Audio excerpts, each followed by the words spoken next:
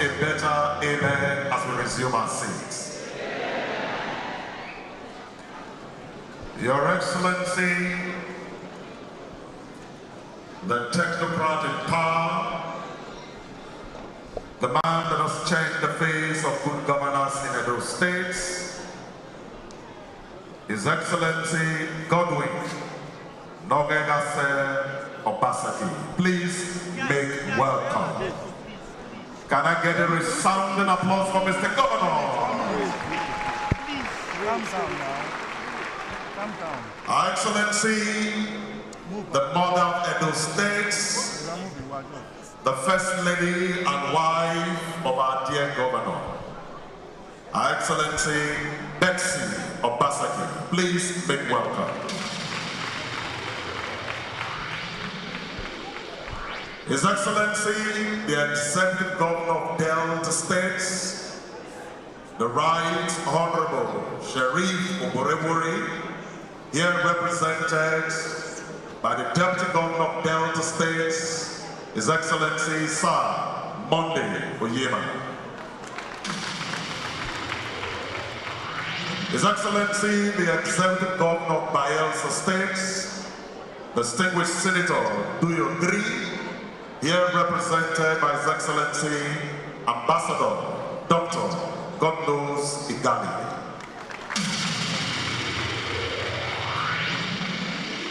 The Speaker of the Edo State House of Assembly, the Right Honorable Blessing Agbebaku.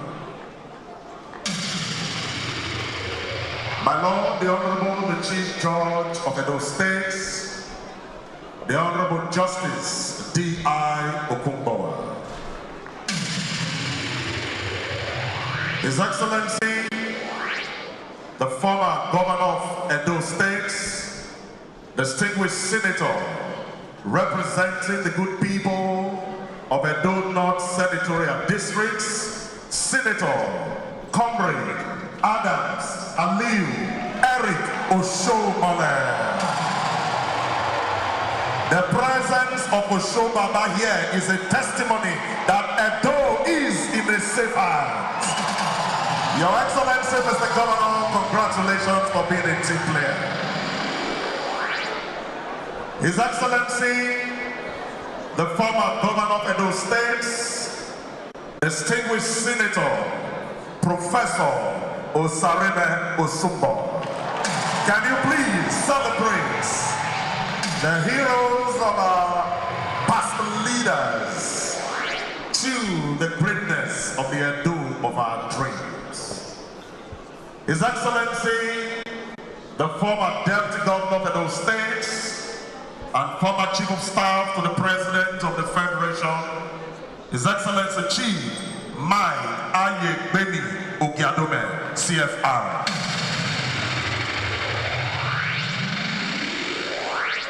The State Chairman of the PDP, the Right Honorable Dr. Anthony Isaac Bemi and his dear wife. The Secretary to the Government of Edo State, Osarojo Oge Esquire.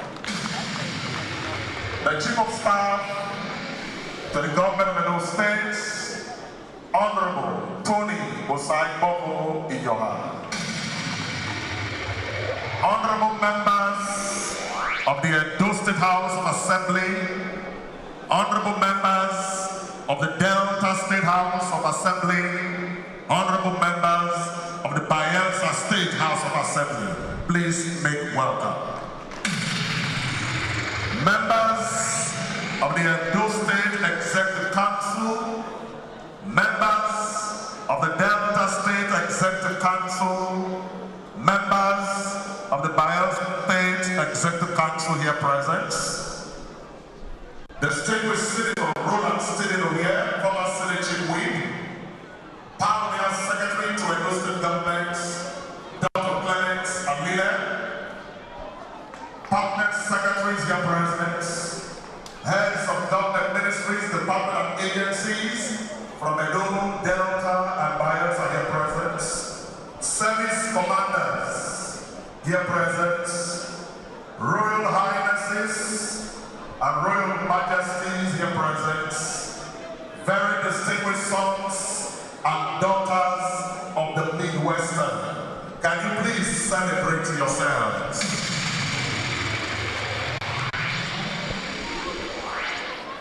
Permit me at this point to invite for the welcome remarks our host governor, the man that has changed the face of governors in Edo State, the wait and see governor.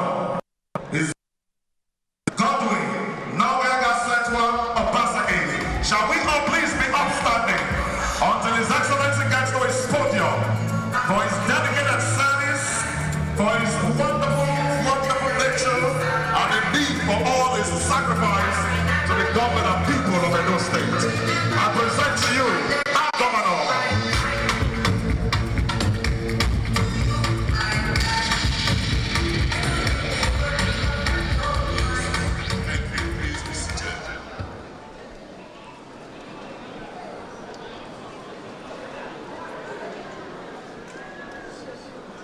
Your Excellency,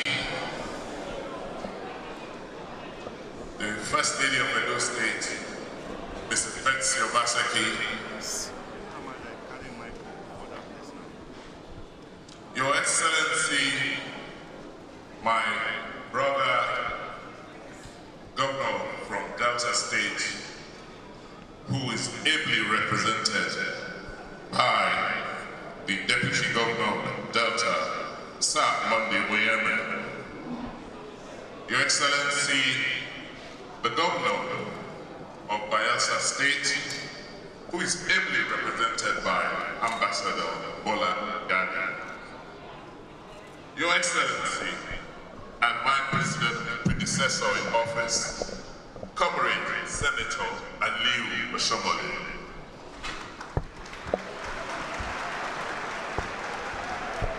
Your Excellency, former Governor of Edo State, Professor Senator Osarime Usumbo,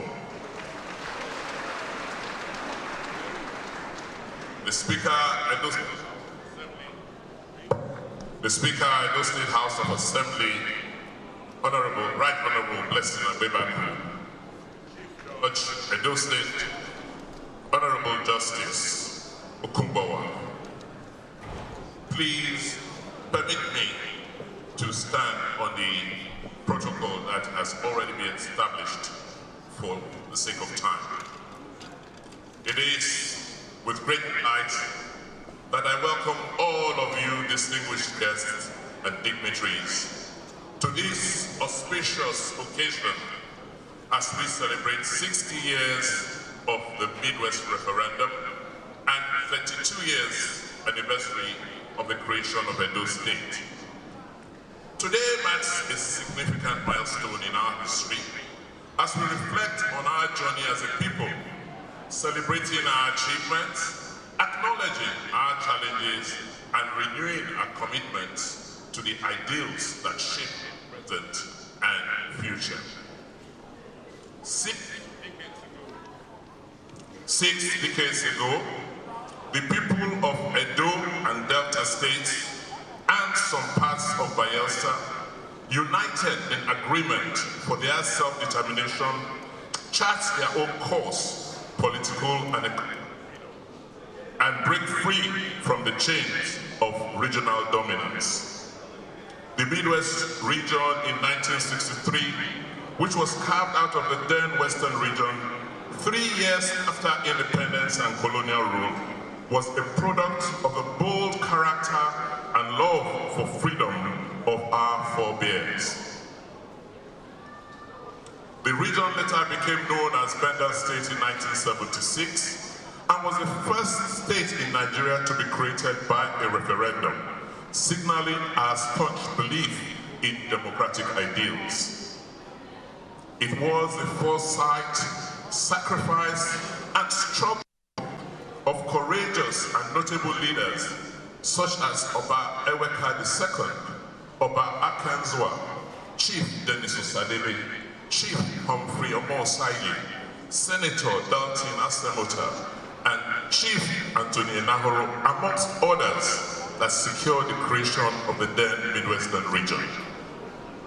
They braved the odds and battled to create a distinctive political identity for a people who have always loved and cherished their freedom, culture, and creative energies. In 1991, Bendel State was divided into Edo and Delta states, and we are today carrying on with the vision of those who went before us. They set the course for our developmental trajectory and illuminated the pathway for our shared prosperity. The story of the Midwest referendum is one of unity, resilience, and the power of collective action. It is the story that continues to inspire us to this day, reminding us of our capacity to overcome challenges, transform adversity into opportunity, and forge a better path for ourselves. The creation of Midwest region marked the beginning of a new era in which we took control of our destinies and embarked on a journey of growth, development, and progress. This is a journey characterized by resilience, innovation, and commitment to excellence. Today, we look back on our history and celebrate the progress we have made. We are also encouraged to recognize the challenges that lie ahead. Our journey is far from over. We must continue to work together to overcome challenges, build on our successes, and sustain collaboration towards building a strong and viral region. 60 years after the referendum, we are still bedeviled with numerous socio-economic challenges which require a reset of the institutions and structures that propped the region up in the first place. The federal structure we currently operate has clearly not assisted Nigeria in attaining our aspirations.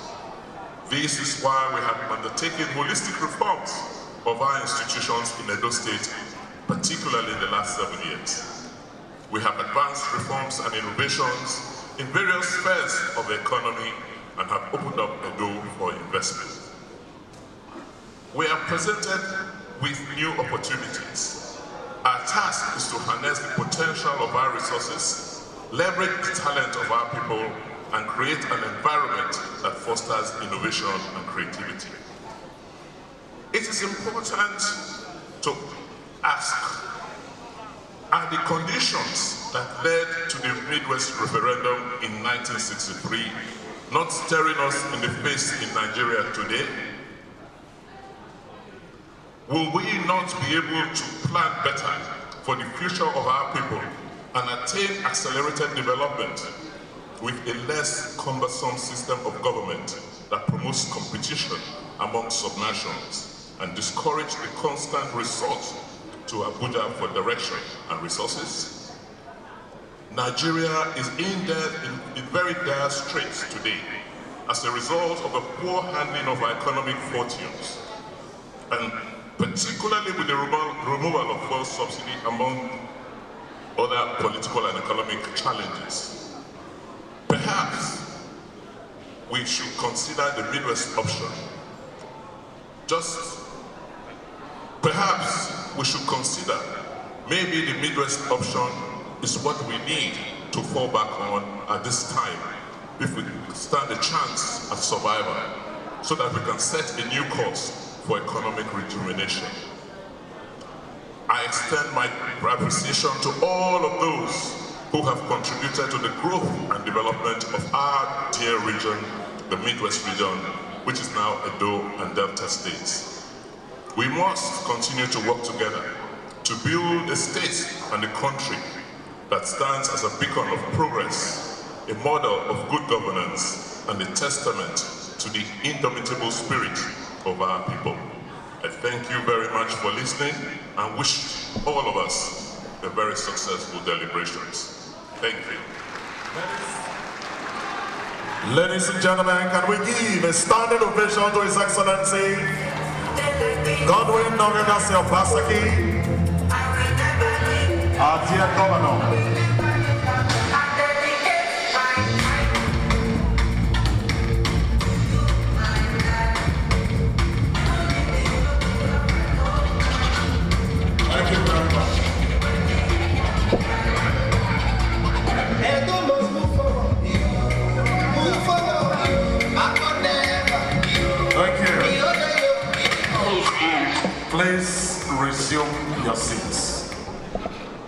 We are blessed as a people for that particular decision of our forefathers and great elder statesmen.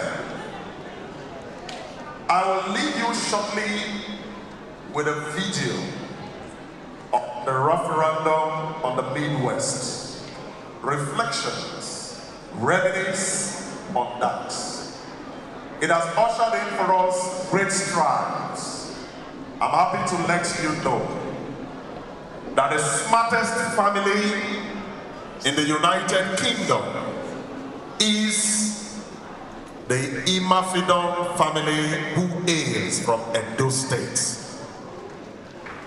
I was expecting a better round of applause for that.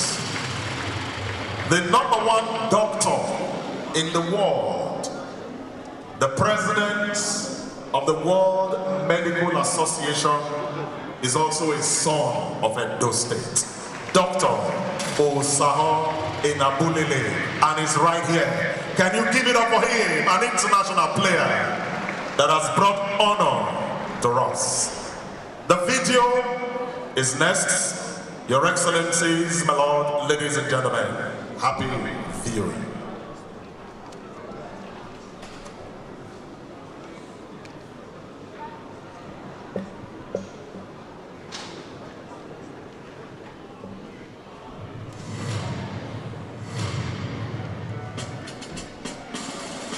Ancient city is calling, oh arise, sons and daughters of the land. The king of the city is marching, stand up high to the pride of the land. The founding fathers have labored, and our time to serve is now.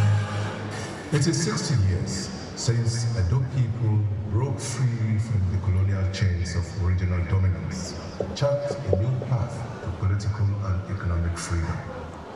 It is an auspicious time to reflect on the challenges and sacrifices of many who braved the odds and battled to create a distinctive political identity for the people that have always loved and cherished their freedom, culture, and creative lifestyles. This is a short story of Midwest Referendum, a story of the creation of Midwest region in 1963, carved out of the then Western region, 3 years after independence and colonial rule. This is a story about the mass agitation of Edo and Delta people for political restructure, the evolution of power from the administrative, economic, and political marriage of inconveniences colonial administrators lumped them, leading to exploitations. The government of Western Nigeria was developing Western Nigeria at a very fast pace, exclusive of Midwest, the minorities.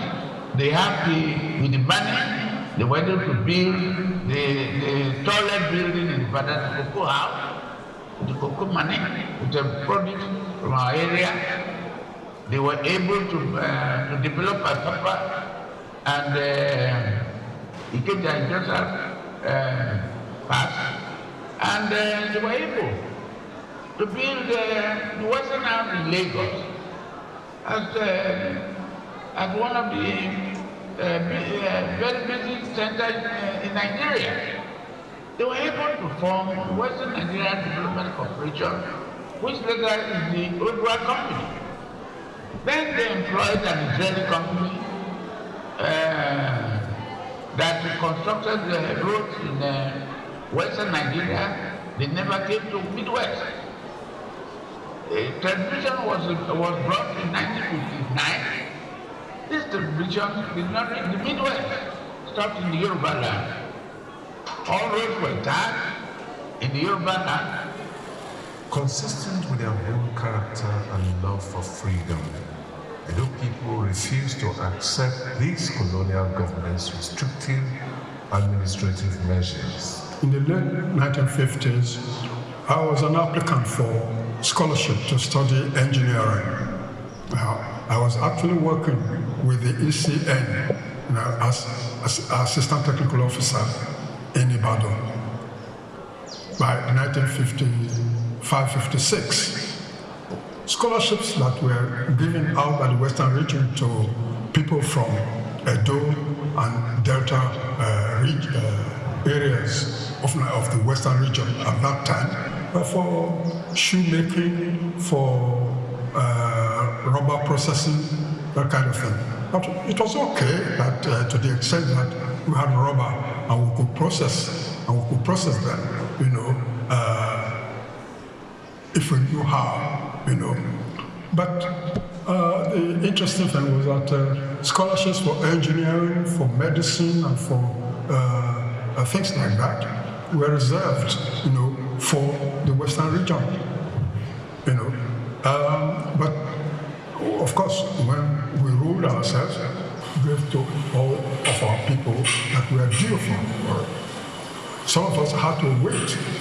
I didn't get scholarship until 1958. I have federal government scholarship to study engineering in the UK.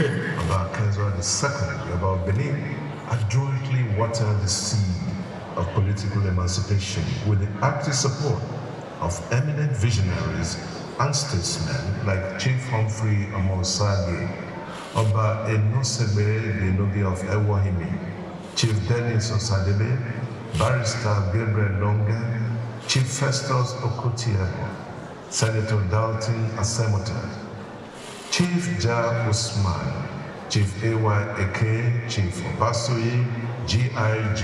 Onya, when in 1950, at the regional conference held in Ibadan, the capital of the Western region, elected representatives from Benin and Delta provinces argued for a separate state for the Midwest. Consequently, the National Convention of Nigerian Citizens, NCNC, made the question of the creation of the Midwest state an election issue during the federal elections of 1959. After the election, a coalition government was formed at the center with the NCNC as a partner. It was a real struggle. At the end of the day, there was no alternative other than to create it and say, okay, you go. At that time, but there were lots and lots of challenges. For instance, accommodation was a major problem. And that the center of government at the time was the Ring Road, where you have the museum now. Virtually all the ministries were there at the start of the new state. And again, shortage of manpower, structure, restructuring the whole place in alignment with the new environment in which people found themselves. It was not an easy thing. It's like packing to a new house where you have nothing. And the greatest challenge was that a lot of what should have gone with asset sharing for the state did not come.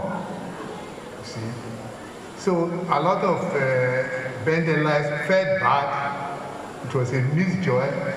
Finally, on Saturday, I think July 1963, a plebiscite was held in Benin and Delta provinces to legally ascertain the wishes of the people as to whether they desire to have a separate state of their own or remain part of the Western region. The victory was celebrated all over Nigeria, except in the West, where the sense of loss led to the refusal to share assets or give a party cake to the joyous Midwesterners. Nigeria thus became a country of 4 regions. The dreams of Oba Eweka became a reality. The referendum, the plebiscite, and the final creation of Midwest region has been a blessing to Nigeria, as you can see.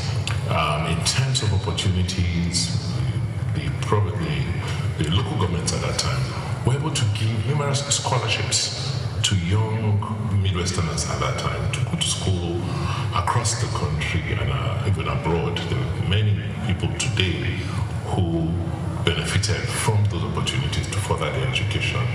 Your Excellency, the political and economic exploitation of the minority was a major complaint of the people of Edo and Delta under that regional and federal system that led to this agitation. What has changed within the context of those complaints of minority oppressions? Politically, do we have a very effective mechanism in place to deal with the minority question that was a major question 60 years ago? Well, upon reflection, there's been some progress, there's been some improvement. The 1979 Constitution on paper addressed or seemed to have addressed some of these issues. But in reality, not much has changed. What simply has happened is that the federal government has now replaced the Western region. And has done so in a very Machiavellian way.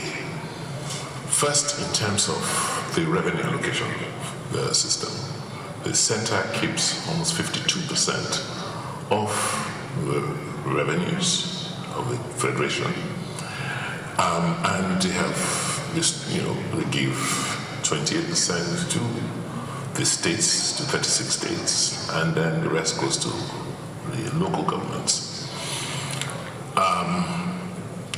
So with that disproportionate share of the federal government, that is, with disproportionate of the federal government, unfortunately the federal government has not been able to undertake those responsibilities which the Constitution provides, as a result of which it's keeping the lion's share of the revenues. And interestingly, the minority states, or the states with minorities, are the states where the bulk of the resources are derived from. Yes, they claim that there's a 13% derivation, but that is paltry compared to what goes to the center. But I believe that what is even, more worrisome today is the way we've gone about implementing our federalism, where nobody seems to be able to have a check and control on the activities of the government. It's better to have 36 points of failure than one single point of failure. What is happening in the country today is, with the failure of a central government, the entire country, is almost comatose. Take things like road network. Take, the federal, the major national trunks today are in a very, very bad state, and Nigerians can't traverse this country. The issue of security, where security, even though we run a federation, security is centralized, and the states that have, or that allocated 28% of the revenues, now have a responsibility to take care of a federal security apparatus that, where the federal government is supposed to, have the lion's share of the resources. And we could go on and on and on. The federal government delves into things that should be within the remit of states and local governments. How can the federal government still be keeping marriage registry, for instance? The responsibility of local governments. Just to justify the larger portion of the revenues, national revenues that go to that they need to keep. So to answer your question, I will summarize that. Yes, we've made some progress, but from this today, you will confirm yourself that we're far from where we should be.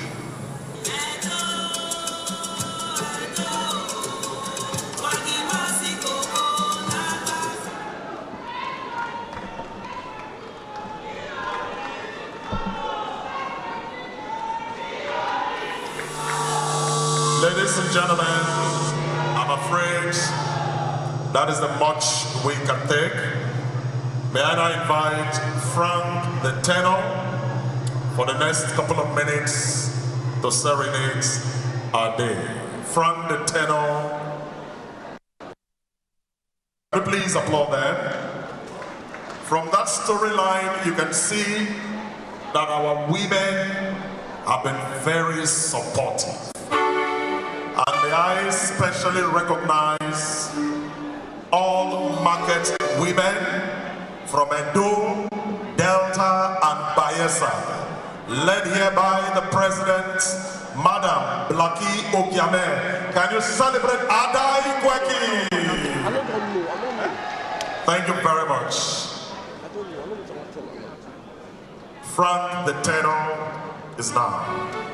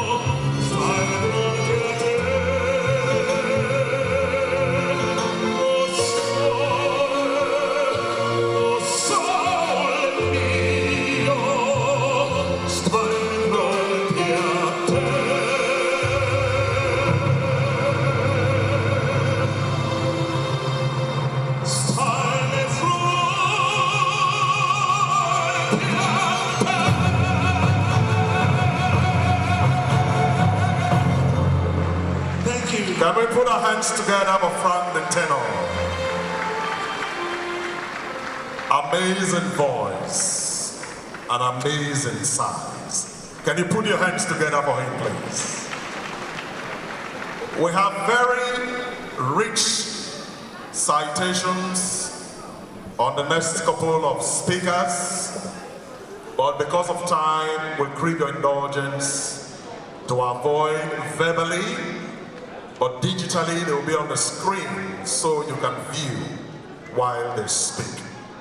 May I next invite for referendums and federal solutions, renowned professor, former vice chancellor, and indeed one of the great sons of Edo, Professor Egosa Osaga.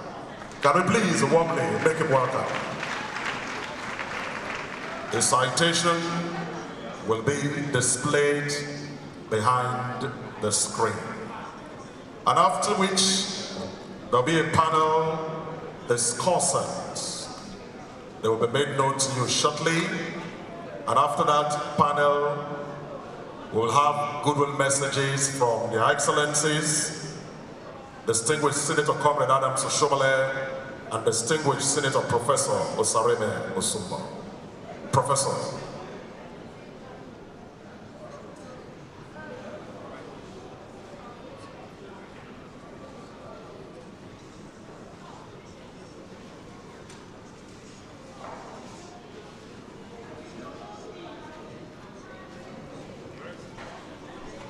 Your Excellency, the Executive Governor of Edo State, Godwin Noregas Pasa, and your dear wife, First Lady of Edo State.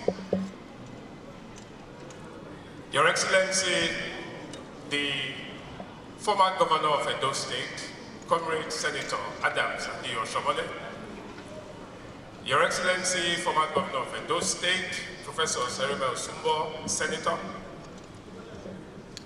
My lords, distinguished ladies and gentlemen, let me begin on a note to congratulate Edo and Delta states on this feat. It's a feat never repeated again in Nigeria. So this is historic, and we should be proud of what we have done. The governor referred to the Edo model, which I'm sure we'll get to hear a lot about later on.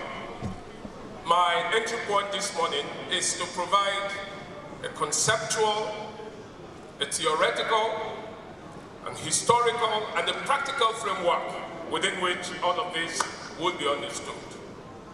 And the title of my presentation is Referendums and Federal Solutions. Referendums are an essential instrument for bargaining in federal systems. The essence of federalism is precisely the fact that it offers a bargaining framework within which diverse groups and states can agree on how to stay together. What is central to that bargain is the fact that there is the notion of self-determination. And self-determination comes in diverse ways. The most peaceful way to arrive at self-determination and assert the right to self-determination is to ask the people, what do you want? Do you want a separate state, or you want, a merger, for instance? Now, that's the essence of the referendum or the plebiscite, as it is known. Federal solutions are solutions that are not cast in stone. They actually present to us a wide variety. And that variety begins with most elaborate form of the federal solution, which is federal government. But it extends to other varieties such as decentralization, such as consociational democracy, such as devolution of powers even in its own right, local government autonomy, and so on. These are varieties that can be referred to as federalism without federal government. But Nigeria does operate a federal government because we have a constitution. And referendums in a federal system would be the most peaceful if allowed. Most federal constitutions have provisions for people to decide where they want to belong. In the case of Nigeria, we had Southern Cameroons as part of Nigeria previously. In 1958 and in 1959, they were offered the opportunity to decide whether they wanted to belong to Nigeria or join Cameroon. The Adamawa province part of Cameroon decided they would merge with Nigeria. But the southern part, which used to be part of the eastern region, elected to merge with Cameroon. Now that's referendum at its best. We also have had, through our history, what you might call referendums. In 1986, we were considering whether to take the IMF loan or not. And the president, the military president at the time, decided we should have a national debate on that matter. Even though we didn't formally vote, the way we decided, those things were taken. But much earlier, in the run-up to the Macpherson Constitution of 1950, we had a kind of plebiscite that involved going to villages, to provinces, and to regions, and asking the people, which form of government do you wish to have in this country? Is it a federal system with a strong center, or with strong regions? Or you want a unitary system? That was in the run-up to the Macpherson Constitution. So for a long time, we've had these consultative ways of arriving at the people, because the essence of the referendum is that it encapsulates the people's power. It is the one that says you cannot do anything without the people and the groups that they belong to. So when you have a referendum such as we had in 1963, you were simply saying, Midwest people, what do you want? And the Midwest people voted. Albeit they had great mobilization leading up to that process. 89% of those who took part in the referendum said we want a Midwest region. 89.07%. That was the outcome of that referendum. And as we have seen today, a lot of people have led that movement, beginning from Oba Eweka II, who actually had, as long ago as 1920, made a case for why we should be separate. That was that long ago. Today, we don't have the opportunity of another referendum. But what do we do with what we already have? To put this in proper perspective, I want to suggest, one, that there is no such thing as a true federalism. Every federal system decides the kind of federalism that it wants. If it works for it, that is its true federalism. American federalism is for America. Indian federalism is for India. Brazilian federalism is for Brazil. Nigeria must work out its own federalism. And it is part of the reason we're here. Okay? Now, I want to suggest, second, you are the best too. You are the best. You are the best. You are the best. You are the best. You are the best. I want to suggest, secondly, that in the federal trajectory, you have federal systems that come through agreement and federal systems that are disaggregated through agreement for the same federal purpose. Nigeria was disaggregated because we didn't have independent units coming together to agree to form a federation. And that's where you can have it. In 1963, the Midwest referendum and the creation of the Midwest represented a very different trajectory. At that time, as you have heard, our problems in the Midwest were problems of internal colonialism in the Western region where we belonged. And therefore, we needed to liberate ourselves. To be free. And we demanded a separate region to be separate from the Western region. At that time, the kinds of considerations that went into creation of units included, most importantly, the principle of viability. You couldn't become a region if you were not viable. Viability meaning that you needed to demonstrate your capacity to operate and function as an autonomous tier of government.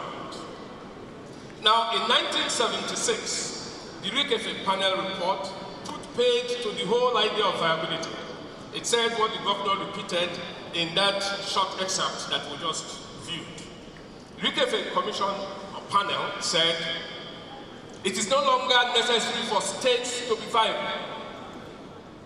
The viability of Nigeria depends on the viability of the federal government. If the federal government is viable, then its constituent units will be viable. Now, that has taken us to where we are today. The whole point being that today, not many subnational units can be regarded as viable. Why has this come to be the case? It is because, in its own understanding, the military took us away from a region-centered federal trajectory to a nation-centered federal trajectory, where all state and local governments became distribution outlets for federal resources. The question of autonomy no longer mattered. The states didn't need to be viable.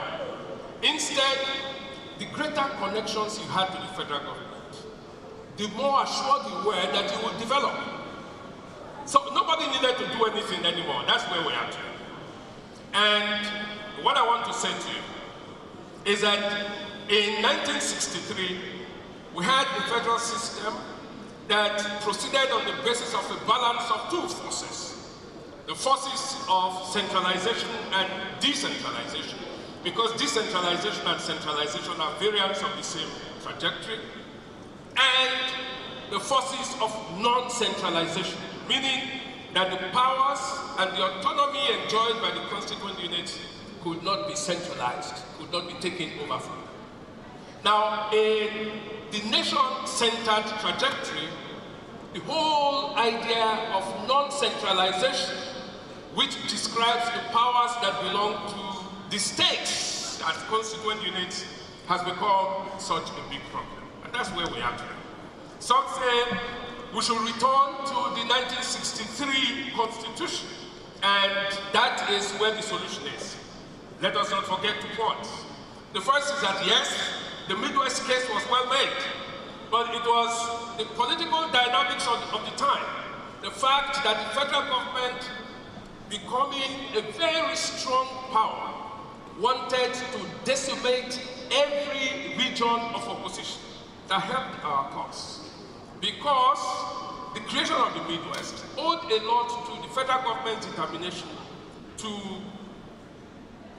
crumble the Western region. That's one. We did well, and today this is what we are doing. So, what does the future look like?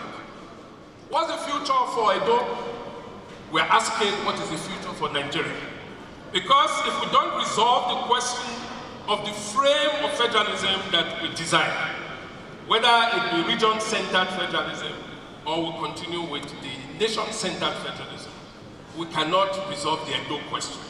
It's a question of the manner of federal solutions that we want. But let me tell you, and this is in conclusion, Your Excellency, where we're having many problems today. The military has given us this form of federalism. Most of the operators of our federalism today belong to the class of Army Brought Ups, ABUs, that's what they are called. Army Brought Ups. Army Brought Ups only know one form of federalism, and this is the military-authored federalism.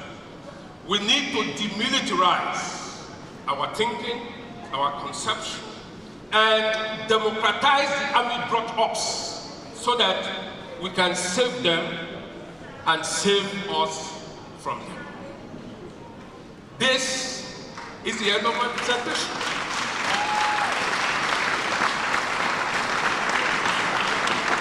And an applause is sustained for the erudite professor. Thank you very much. And next, we'd like to invite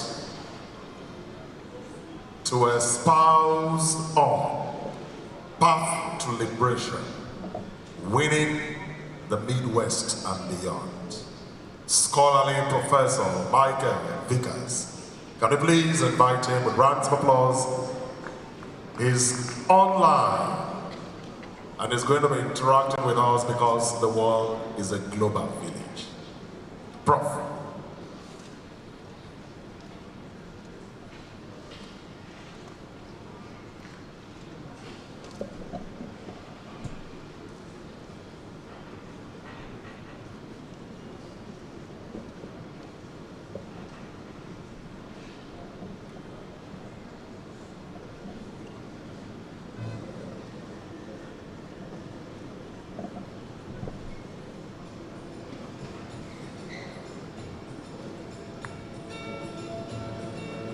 Can we get a professor online, please? Otherwise, I may wish to invite a panel moderator and the panelists.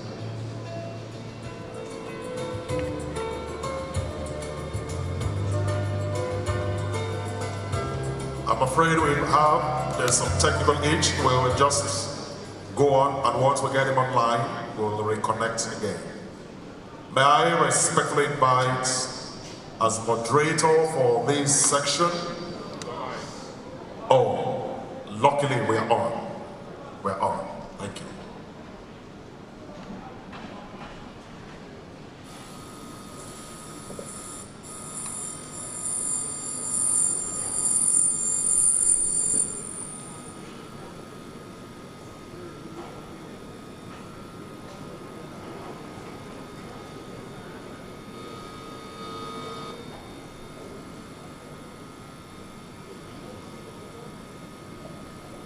Professor Vicker, you can unmute yourself. We can.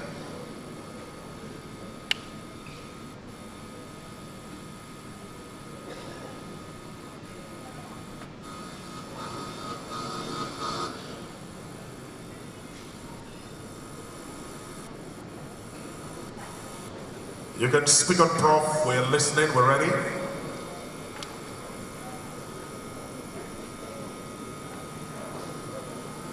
Been following us on the live streaming. Yes, go ahead, Prof. Yes.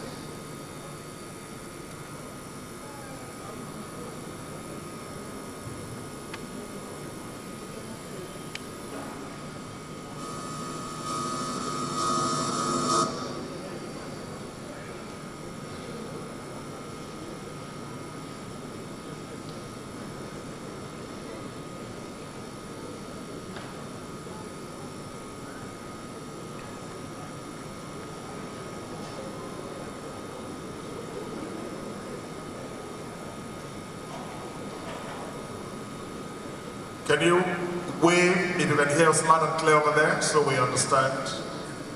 We're on the same page. Can you hear us very well, Prof?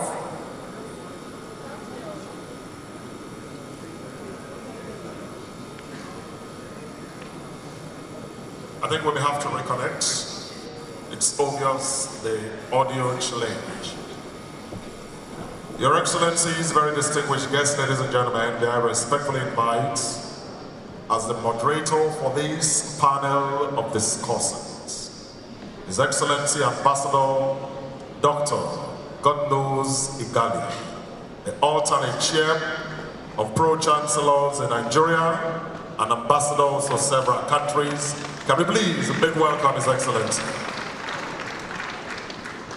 The panelists include Professor Godini G. Dara. Please warmly make welcome.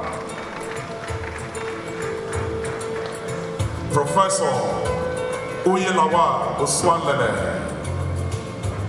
Please applaud them. Thank you very much. His Excellency Ambassador Nkoyo Toyo and Dr. Aki Baba Ahmed. Please let's welcome on board panelists.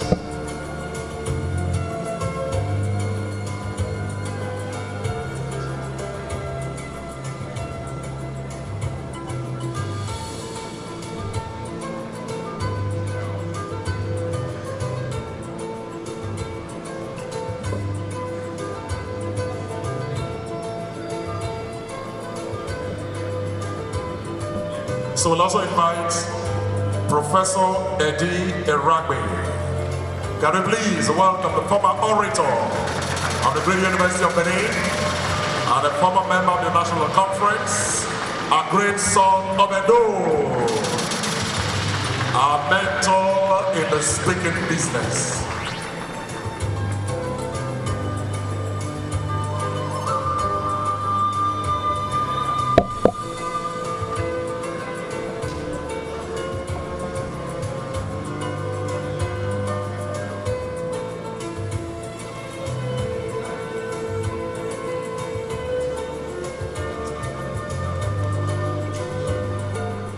Gentlemen, please sit down.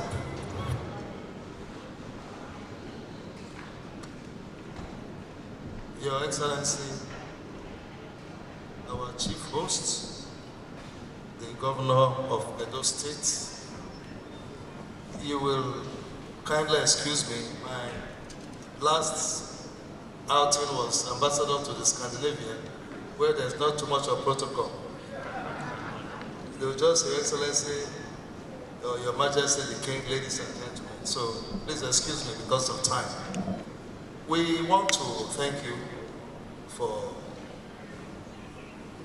convening this big convocation for us to discuss one of the most important subjects that we should interrogate in today's Nigeria.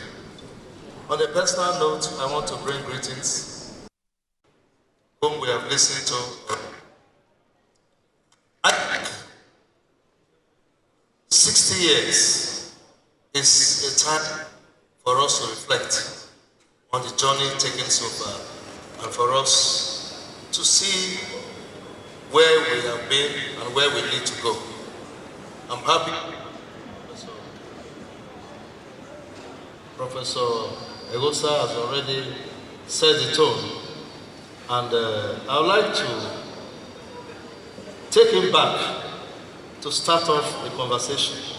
You have 7 minutes. Now you share it. You can take 4 minutes now, take 3 later.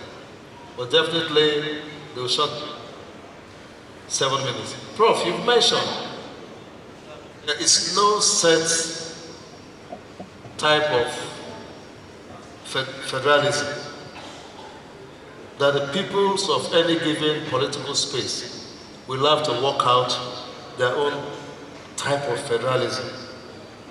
That is a very debatable position, because people have easily referred to the situation of old Soviet Union, where they believed that their model of federalism, which was very centrist, was the best, or the type of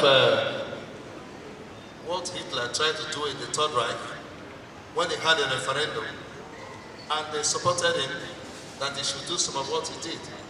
Are there no irreducible standards of federalism? When we go back to 1963, there were expectations by our fathers, founding fathers. There were irreducible standards.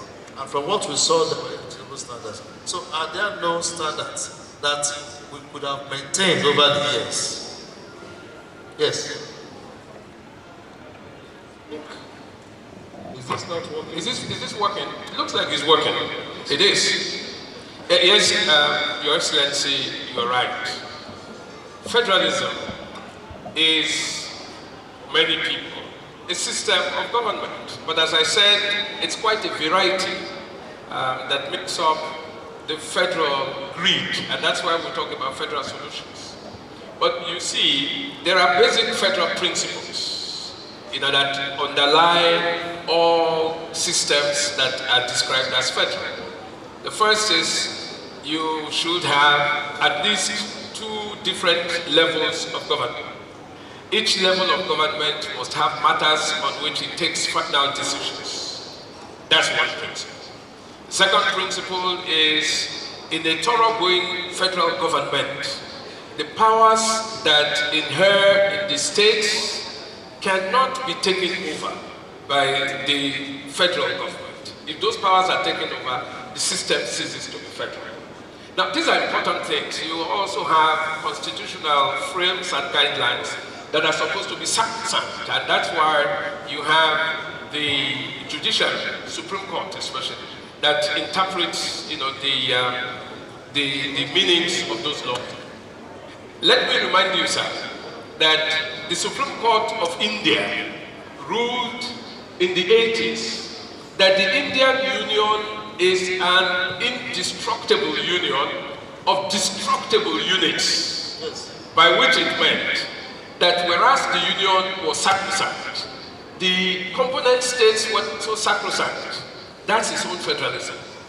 So within the bit of principles that are laid out, Casey Ware, who is the greatest authority on federal government, has said to us, countries that adopt the federal principles don't need to comply with the textbook prescriptions.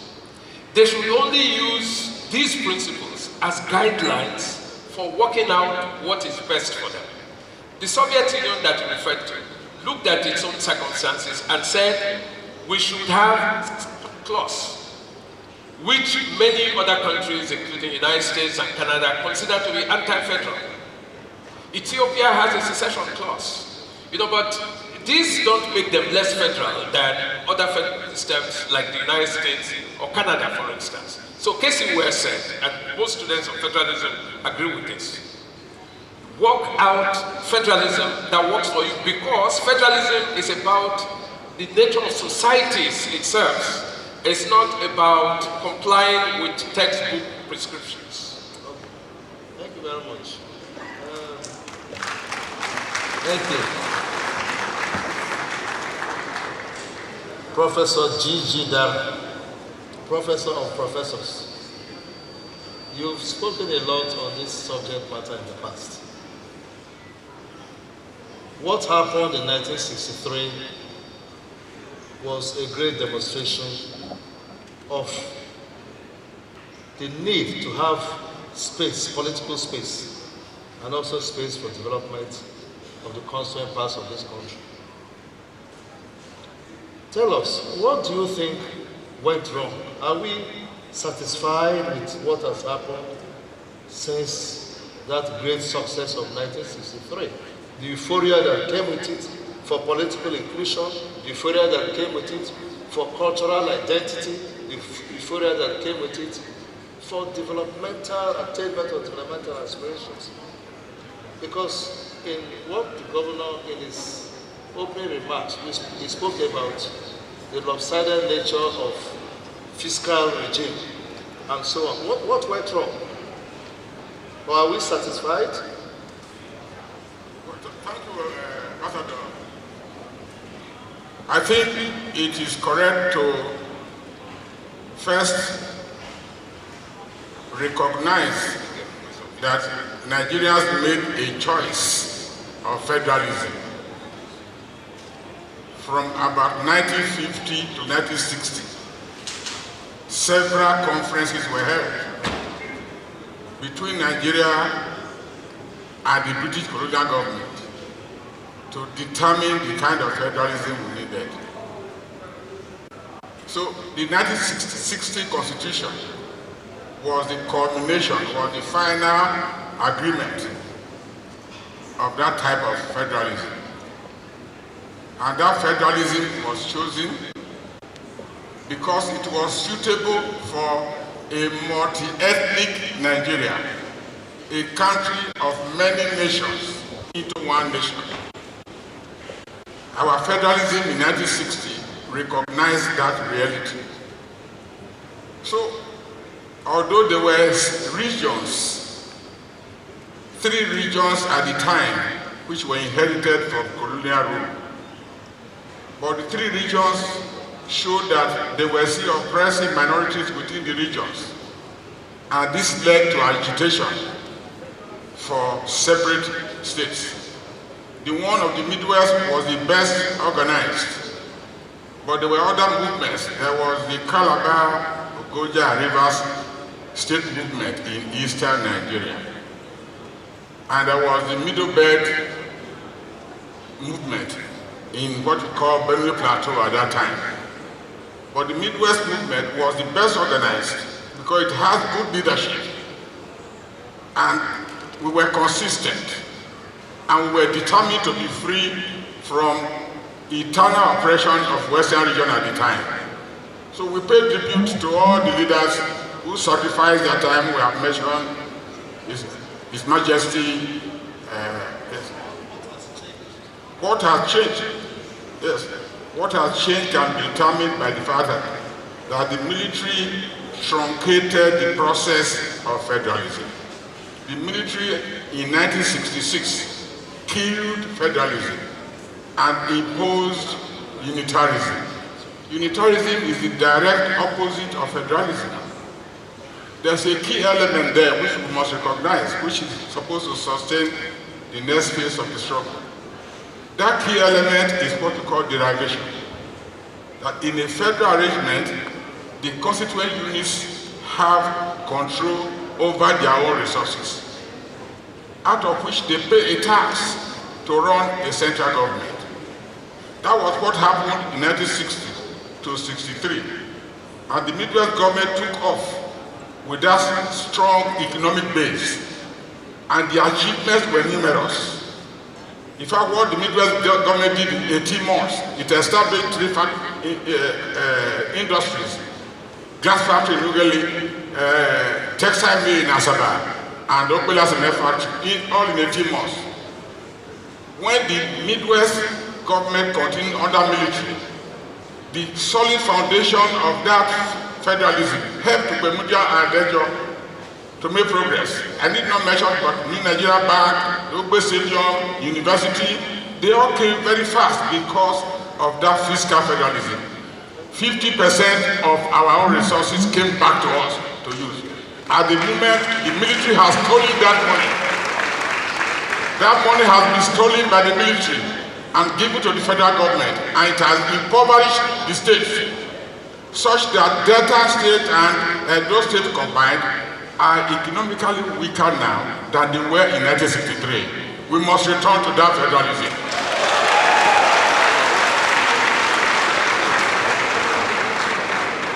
Professor Dara, thank you very much. Professor Edward, Dara, the military. Some people think, no matter what you say about the military, they played a major role in keeping this country together and bringing our democracy thus far. Contextualized Decree 34, Unification Decree, which many people think is the mother of all the problems, which abolished regionalism and the Midwest region that our fathers fought hard with sweat and blood, just with a whimper, was gone. And after that, Decree 14 of 1967, creating 12 states, and thereon and thereon. Now there's a clamor for restructuring. Professor Dara wants us to go back to 1963, to go back 60 years. Is there no better way of moving forward than rewinding 1963? Thank you. Bring this forward a little bit. Yes. Thank you very much. No, take it forward, yeah. Okay, thank you. I want to really thank you for this opportunity to be part of this discussion. And to really say that the point that is raising, we were privileged to have been together at the National Conference in 2014 with our brother, Dr. Inakulele as well. And the fact is that this issue of restructuring has a lot of potentials, but also has a lot of attendant problems that will definitely make it an issue that must continuously be discussed and debated about. And that is that if we look at the role the military played by way of, yes, abrogating the regions, we could really say that they helped to answer to the needs of larger number of people that had taken place with the 1963, what we had as a referendum. Because mentioned, first of Saga, we have to first of all realize that it wasn't just the people of Midwest alone that were agitating for regions at that time. Rather, the Ogoja area, as we mentioned, in different areas. But then it turned out that because of the political dynamics of the time, we were in quote favored to get Midwest. So, what we are saying that since that time, creation of states, to a large extent, has answered and met the needs and yearnings of more people in terms of those that want to decide their own matters. But what is the problem now is what is the nature of the relationship between the center and the states. And that is why two major issues have been at the center of the discourse. What we call the devolution of powers, which is what areas is the federal government supposed to concentrate on, what areas are the states supposed to concentrate on, and the local government as it will. And closely tied to that is the question of physical devolution as well, which, as we must realize, and that is the core of my presentation, is the challenges that are out there in trying to now restructure the physical relationship that is in place and the powers as they exist at the moment. But we believe that a lot can still be achieved. Why do I say so? In 2014, for example, where the discussions took place, a number of presentations were made to the extent that the devolution committee, myself and Dara, who were there, we recommended that there should, because we know other states will resist the issue of fiscal autonomy for the states, we recommended an upward major review in terms of the declaration in place. That was supposed to have been implemented by the president at the time. Then, of course, the issue of state police, for example, which is talking about the pollution powers, we recommended at that time that states that are ready and have the capacity should be allowed to have their own state police. And what is the position here? We are saying that if you are going to give more responsibility to the states, then you must also empower the states. And that, like His Excellency rightly mentioned just now, and we freely take to his submission, is that you cannot give responsibility without rejigging the extant formula in terms of revenue share. The federal must release more to the states and local government because they are the ones that carry greater responsibility and are in greater contact with the people of the country. Thank you very much. Thank you. Thank you very much.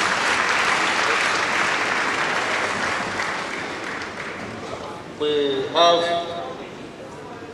a lot of our colleagues, or some of our colleagues online, and it has been a men affair so far, only men on the podium, which sometimes I shy away from because it's slightly below the United Nations standard. But fortunately, we have a lady who is joining us online. So I'd like to call Ambassador Nkoyo Toyo, a great friend and one-time Nigeria's ambassador to Ethiopia, to the Organization of African Union, and later African Union.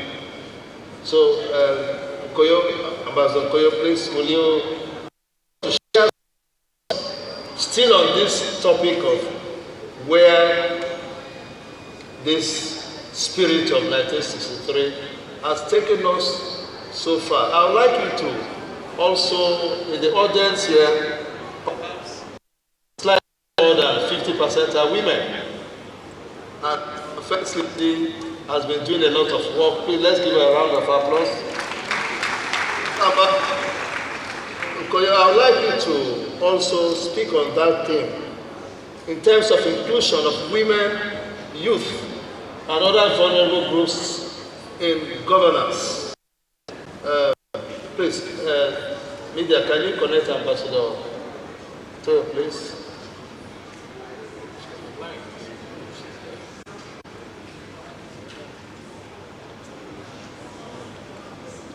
Are you going to connect her? Okay, while we are waiting for her, I would like to. Is she on? Because I'm watching. We're about to. Okay, can we take Ambassador Freda will come back to President?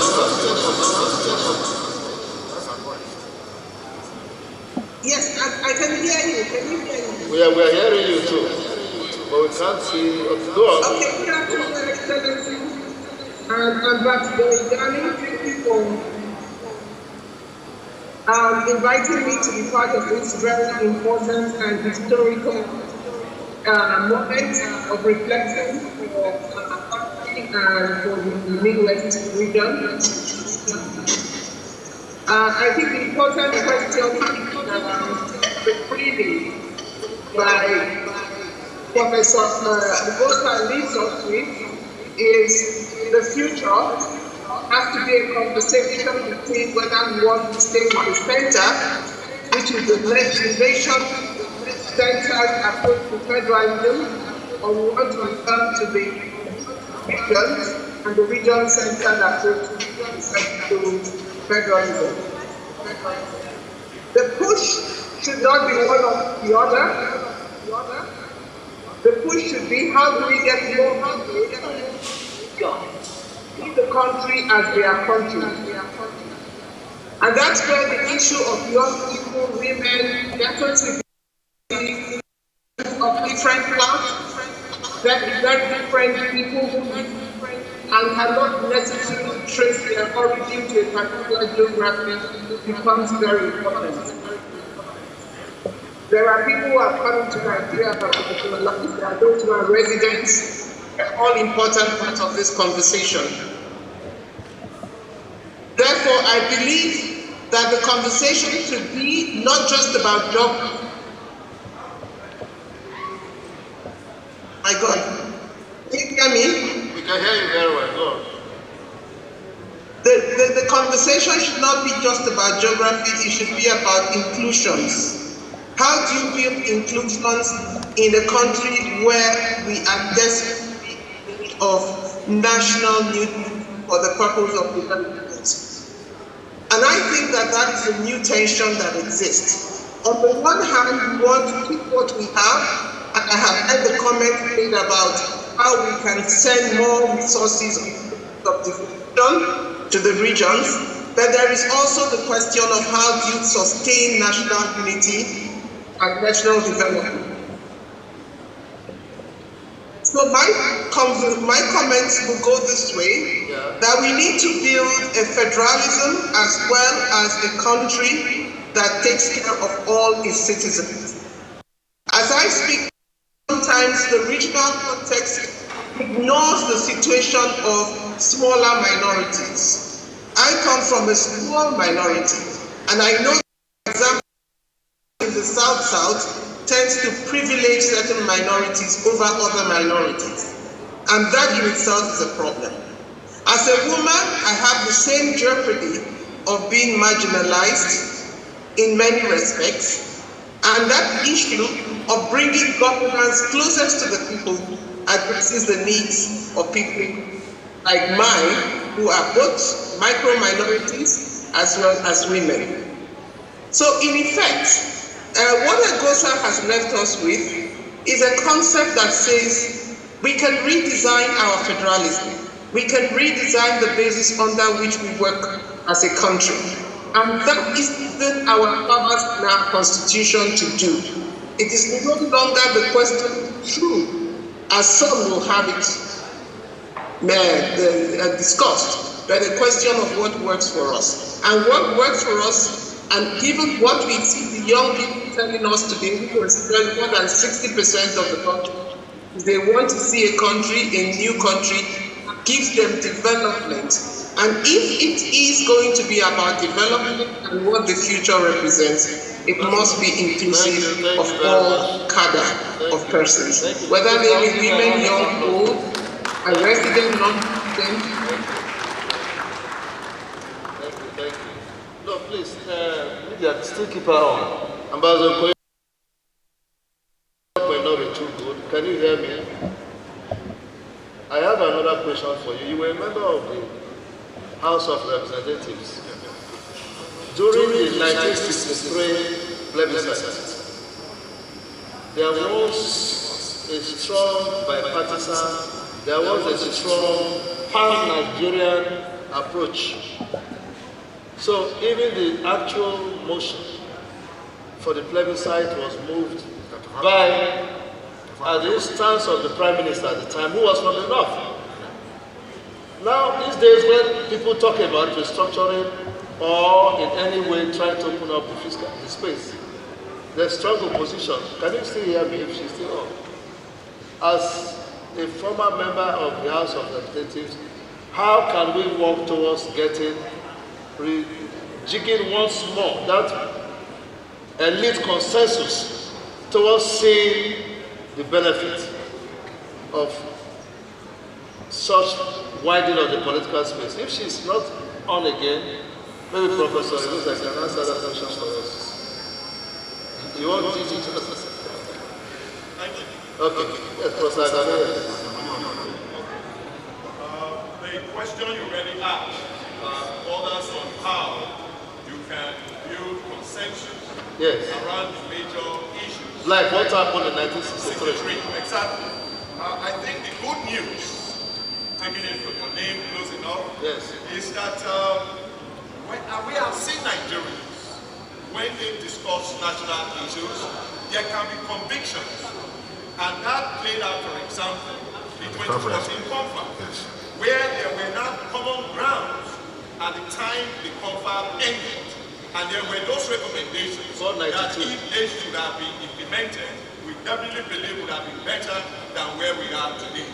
The other good news, and we are blessed to have here the great senator from our state, is that the National Assembly, to a large extent, met this, the 9th National Assembly, answered some of the questions that were raised by 2014 conference. So it is possible that through political negotiations and all, these things can still be changed and give us a better country than what we have today. Thank you very much. I'm sure when our comrade Senator Excellency comes to talk, he will deal with that matter.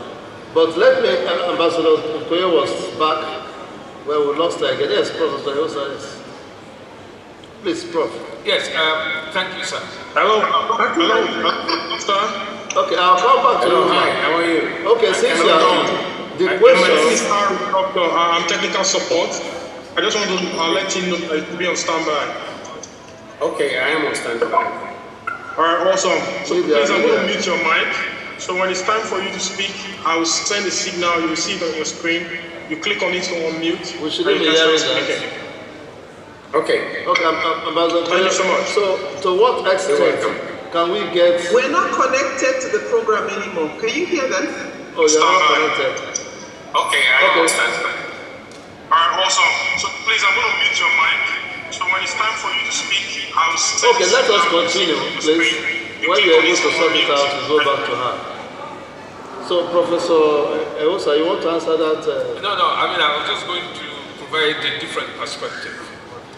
You know, we've had very wonderful in the National Assembly, but it appears that they think that their greater responsibility is to do things that are national in scope and therefore pro-federal, in the manner of the Abbey brought-ups that I talked about earlier. Whereas, you know, they are state representatives to plead the cause of the states. And this is a point that political philosophers have made over the ages. Parliament is where representatives of the people and the constituent units go to plead their causes. In South Africa, the members of the Senate, the upper chamber, were behaving like I've just described. And there was a constitutional tweak. They had to change the name to National Council of Provinces.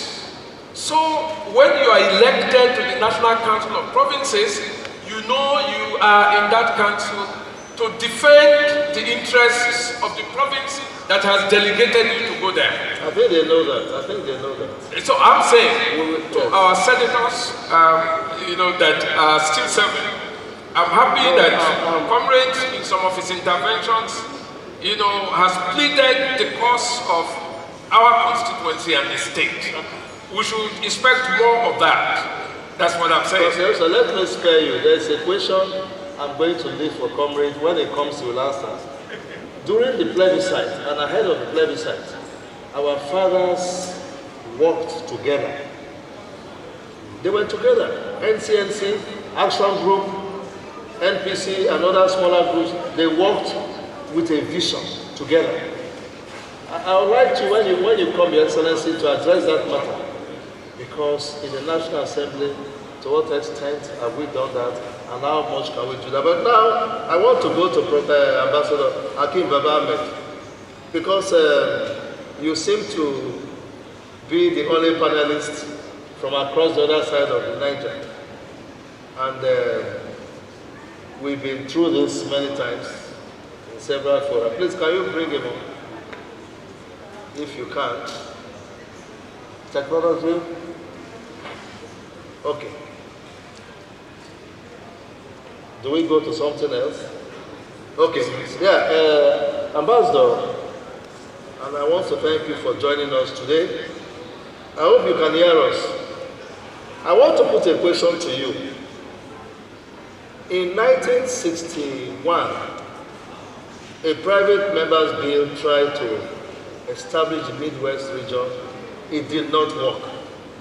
Until in 1962 and early 1963, the Prime Minister, who was from the North, came out with Bosley to support the fact that there was need for more widening of the political space. Today, you know, when this question of restructuring, devolution of power come up, there appears to be a pushback on the same matter. What has changed? Because there was a time our fathers used to think as one, and it was people from the North that championed and joined our own fathers from this side. So, can I count on you on continuing with this trajectory? Please, can you give him some value? We are still having some serious problem of technical problem. Let's give a round of applause. We'll hear you later when you come on. Thank you very much. Okay, please go on. Good morning, everyone. Yes, go on. Yeah, technical team, please unmute your mic. Baba Ahmed, unmute your mic. Hello? We can hear you, go on. That's better. Let's give a round of applause. We'll hear you later. All right. Good morning, everyone.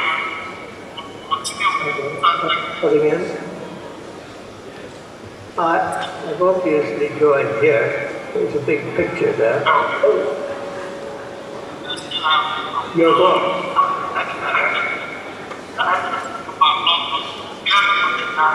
I'm afraid we're having difficulties in connecting you. Okay. I've obviously joined here. There's a big picture there. Sorry, Professor Dara, I'm going to go to the audience now, but before I do that, can you tell us, looking back at 63 years of Midwest, now you have about, let us say, 2.5 states coming from this piece. And going back to the years that Edo State has existed since 1991, do you think that this opening of the space has been of great value to the farmer in the village, all the villages in the extreme parts of Edo State, Delta State, and the parts of Bayelsa State? What has been the normative value of this sort of political opening up? Yes, I said that the Midwest story was a success story at the beginning. In many areas, we were pace setters. Even in transport, Midwest line reached everywhere in the country. Please, let's give a round of applause to that. That's fantastic. Everywhere in the country. We were best in sports, in education. They gave scholarship to everybody who merited it. I was in year 1 when Midwest was created. I got a scholarship from year 1 to year 5. It was a success story. It transformed this area. I have said that story was aborted by military regime, and they killed resource control and killed derivation. To resume that struggle, the government of Delta and Edo should be in the front line. And Bayelsa too. And Bayelsa. And extend it to South-South. Yes. They should remain resilient and formidable, courageous, brave, indomitable in demanding a return and restoration of fiscal federalism. 100% over our resources, we pay a tax to Abuja. Thank you. Don't forget, Ambassador. Yes. It is money from the Midwest that funded the Civil War. It is the money from oil and gas of the Midwest that built Lagos. It is the money of oil and gas from the South-South that built Abuja. That money should be returned to us. When that resource is returned to us, we will perform like UAE in Arabia, we will perform like Malaysia, we will perform like Hong Kong. Federalism means resource control. It should be restored as a precondition for the future of Nigeria. Thank you. Well, I think it will be fitting to we'll take very few questions, just of which 2. One must be a woman and one must be a youth. Not youth of 40 years. But a youth of below 30 years. We'll take 4 questions. Please pass the microphone around. Go direct to your point or your contribution. Please raise your hand and they'll give you the microphone. It's a very brief. I hope we all know this is a live program, so we have to manage our time properly. Yes, there's a hand over there. Please, can you pass the microphone quickly? Please just tell us your name and then go direct to your point. Are you a youth or you are not a youth? The one at the back is a youth. So, please just tell us your name and make your contribution. Please, the gentleman in front, yes. Thank you.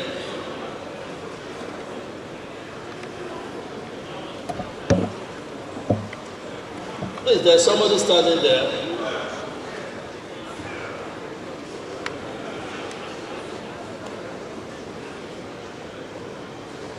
What is the difficulty?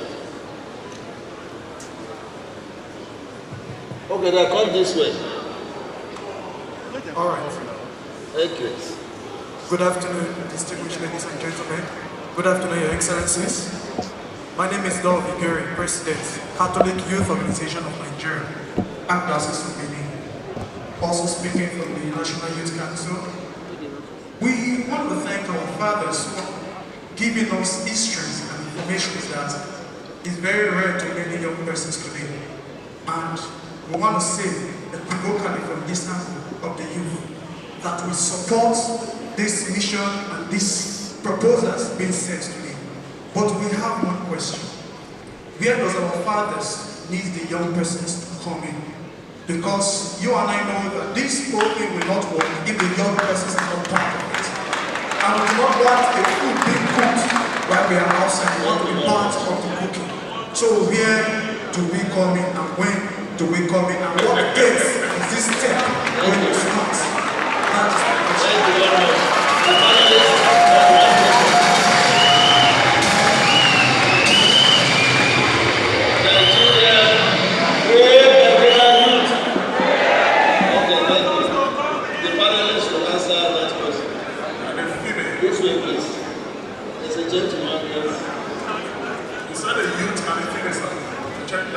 There's just one name.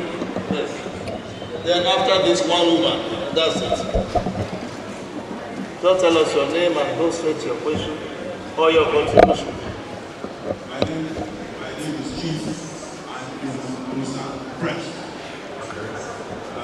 My suggestion would be Please, let's turn on the lights. In the last few days, we've been watching things on social media in Zamfara, where they are picking gold from the ground. We know that we live in the richest country in the world. Even at Zamfara, they are picking it from the ground. They've not started digging for it yet. So we know that we're going to be extremely rich eventually. But for now, my contribution would be to say that if Northerners can surreptitiously be stealing the gold and not bringing it to us or to the central government, we should come up with our own ways too now. Abi, the more you look, the less you see. Thank you. Thank you very much. Thank you very much. A man of great history. My name is... It's for a woman. We have taken the youth question because we have a constraint of time. Unless there is no woman who wants to say anything. Women, oh yeah! Our mothers, no contributions from anybody. Please go ahead. Thank you very much. My name is Dr. Sahoin Abulele, President, World Medical Association. Incidentally, I was in a national conference with Professor Dara and Professor Eddie Arabi. And so I will not further elaborate on what they've said. I clearly accept that there is need for fiscal federalism, the issue of devolution of power. But let me address one issue, which we seem not to have. And I think that is also part of the elephant in the room. Yes, we agree that there is need for fiscal federalism. But we also understand that unless and until we address the issue of good governance, we will continue to have discussions that seem to, of course, transform us into what I call sorry appendages of sham reformism. In other words, the recklessness in governance. How do you enthrone a regime of accountability where the people are able to, of course, demand for good governance and accountability from their leaders? Because even if you throw all the resources into a state and that state has no good governance, we'll just be wasting our time. So I think these discussions beyond the issue of fiscal federalism must also talk about the accountability structures, the governance structures, so that we can have value for money. Each time I travel abroad, I see small states, not even up to our states, doing beautifully well. It is because of the whole concept of good governance, rule of law. I therefore want to submit that beyond the discussions, let us also be able to build that structure to give the people value for money. Thank you. Very good. So, yes, we have a woman, yes, at last. Please give the mic to her. Quickly. Sorry, we have a woman here, please. Well, thank you very much. We will answer this question. Okay, please. You have the floor. I'm Ruth Okumbo, and my question is this. In a society where integrity, fairness, justice is not thriving, when resource control is returned to us, what will happen? And if the society is not having all of those qualities, what standards are we to set? Because when we were growing up, we were told that wherever we go, wherever we be, we should not say yes when we need to say no. So we need to bring back our children, our society to mean yes when they need to say yes. Thank you. Thank you very much. Members of the panel, you have 1 minute. Okay. Because we're almost out of time. Many questions. We need to also go back to ethics and governance. Some states are setting the standards. What is going on? And process. So any of you can take many of the questions. 1 minute each. Bring it down, Prof. 1 minute. Starting with you, Prof. Yeah, thank you very much. Good governance can be attained. Our governors, our representatives, they are doing their best. I'm saying that there's a fundamental error which must be corrected. If you have a caricature federalism, you cannot have good governance. The federalism we're asking for, which will guarantee good governance, is the one that gives us autonomy to run our affairs. As it is now, most governors, most people are subscribing. If you are not a friend of the president in Abuja, you are in trouble. We must remove that obstacle. we must remove the states and make them autonomous so that they can be accountable to their own people. And the best way to be accountable is for us to be in charge of our own resources, as I have said. Let the governors of Delta Edo plus the one of Bayelsa and the rest of South, they should support Southern and Middle Belt Forum, Leaders Forum, which is now the platform for advocating the implementation of the 2014 National Conference. Thank you very much. Resource control or no. Thank you very much. Very affirmative. Yes, Professor, yes. Yo. Okay, thank you very much. Mine will be. Hello? Okay. My own submission will be. It's working. Thank you. My own submission would be that one veritable reasons we can continue to advocate for further devolution of powers and then more resources going to the states is the performance of the Midwest region and the performance of the states that came out from the region, to the extent that just like our chief, Ike Clark, mentioned just now, so many things were not getting down to the region at the time. But with the creation of the Midwest, those things started getting here.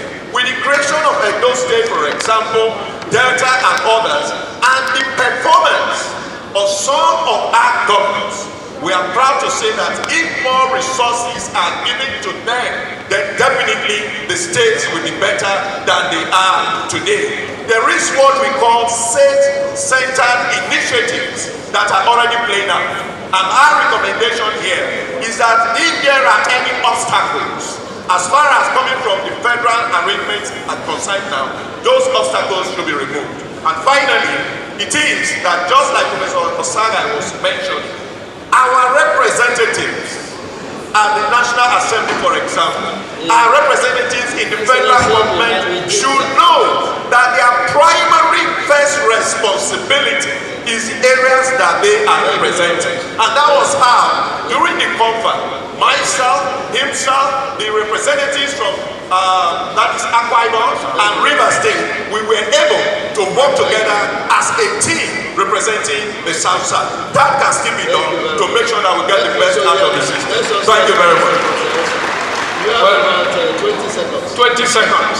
It's just to say two things. I like the point about leadership and accountability. What we are saying is that we need a more productive country. In order for that country to be productive, the states themselves must first be productive. My concluding statement would be, when you look at the situation in the Edo State, people say, is that governor able to do things in spite of, since he doesn't have? Yes, he's able. It is in this country that we have had activist governors who, to interpret those laws and bring them to life, took the federal authorities to court. And those things were determined and decided in favor of the states. I think our governors should be bold than they are, taking a lead from leaders like Governor Obaseki that have pushed the frontiers, to where we should be. Thank you very much, Your Excellency. I want to thank all the panelists and apologize to those who are online. We are very sorry for the issues of technology. I'm sure next time, this state being the hub of technology will improve on it. We want to thank the audience for being so fantastic. So we have a lot to put in the communique that will come out of this dialogue. So the conversation will continue. And once more, thank you very much. Can we put our hands together for them as we invite them downstairs to take pictures with His Excellency, Mr. Governor, downstairs to take pictures.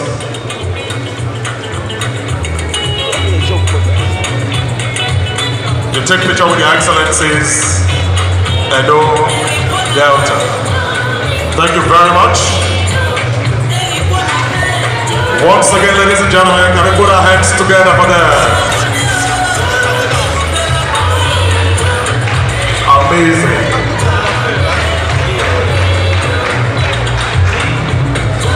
Thank you, DJ. Thank you.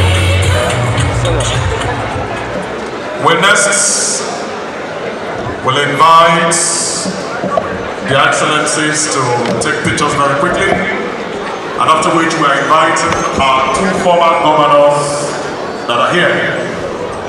But first, let's have these pictures. Former governors and former deputy governors in Edo, Delta, and Bayelsa. Please join. His Excellency Chikpai Obiado, please.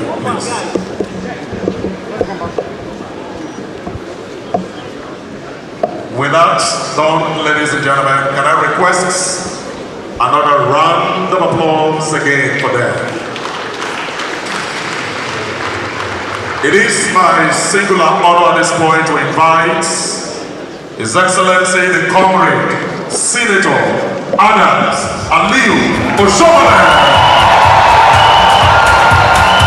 the Senator representing Edo North.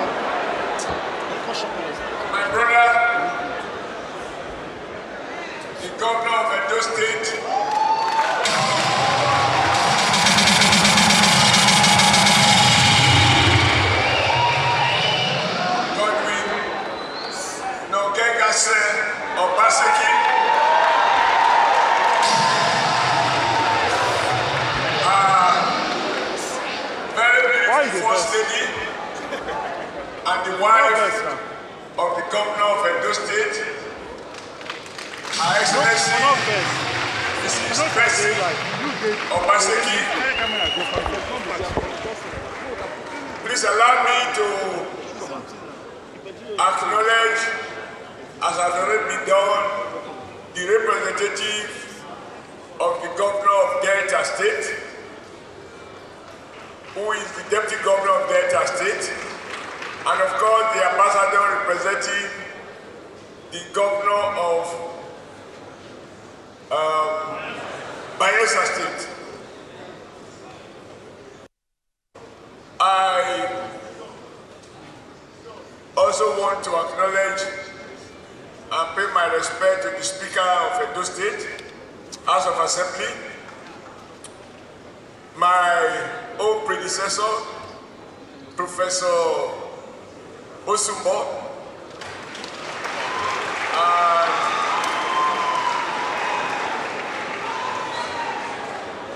allow me to respectfully adopt the protocol that have been established.